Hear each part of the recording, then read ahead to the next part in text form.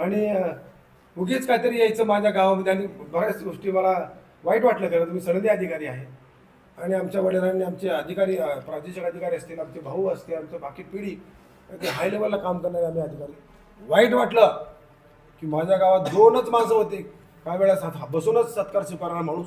अगदी 2 माणसं माझ्या जाधव वस्तीवरची, त्या वस्तीवरून काहीतरी बोलायचं आणि माझ्याविषयी टीका करायची. आणि त्या ठिकाणी असे 15-20 वर्षानंतर हजारो नोकऱ्या देणारा मी सनदी अधिकारी आहे.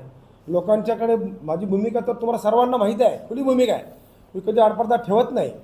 जे आहे ते प्रामाणिकपणे समाजासाठी भूमिक जे असेल काम, सकाळी 6ला बसले तर 12 तास 18 तास उठत नाही, असे काम करण्याची संधी प्राप्त व्हायला पाहिजे. मग ह्या संस्था मोठ्या व्हायला पाहिजे अशासाठी म्हणून केलं.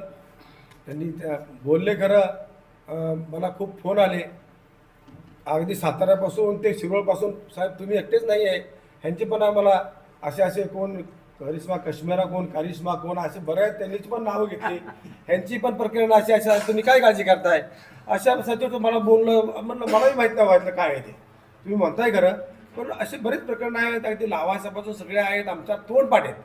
अगदी फोंडकर साहेबांनी मोठ्या तारांकित प्रश्न निर्माण केलेले प्रश्न आहेत, काही जमिनी शासनाच्या अशा बोगस पद्धतीने दिलेले प्रश्न आहेत. तर सनदी अधिकारी म्हणाला सगळं माहिती आहे आम्हाला. आम्ही म्हणजे आम्हाला बुद्धी असल्याशिवाय आम्ही बोलू शकत नाही.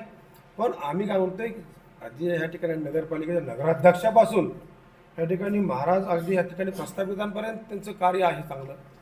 आणि अशा व्यक्तीविषयी मी काय शब्द उच्चारणं योग्य वाटलं नाही.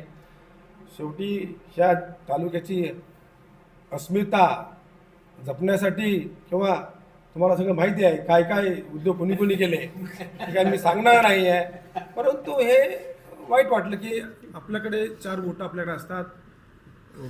आपल्या माणसाच्या ओघामधून, आपल्या प्रवाहाच्या ओघामधून माणूस त्या ठिकाणी कार्य करत असतो. परंतु आवर्जून टीका व्यक्तिगत द्वेषापोटी करण्याने विषय काय चालला आहे, समाजाचा विषय चालला आहे, कारखान्याचा विषय चालला आहे, राजकारणाचा विषय असेल तर हरकत नाही बोलायला. मी गावाचा म्हणजे काय कोणाला फ्रॉड केला असेल, कोणाला लुटला असेल तर ते सांगा तुम्ही आम्हाला. आम्ही आमचे योगदान देऊन काम करतो आहे. समाजभूमिका आम्ही काम करण्याचे, आमचे शेवटच्या श्वासापर्यंत काम करण्याची उमेद आहे.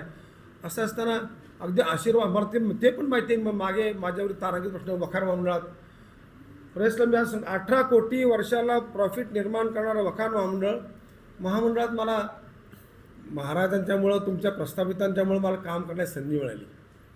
म्हणजे साईड पोस्टला एकदा वखार महामंडळ साईड पोस्टच आहे. काय तुमचं हे शेती महामंडळ साईड पोस्ट आहे. आज त्याची अवस्था विश्वास भोसलेंची निर्माण करून दिलेली आहे. 18 कोटीचं वखार महामंडळ, 130 कोटी नेट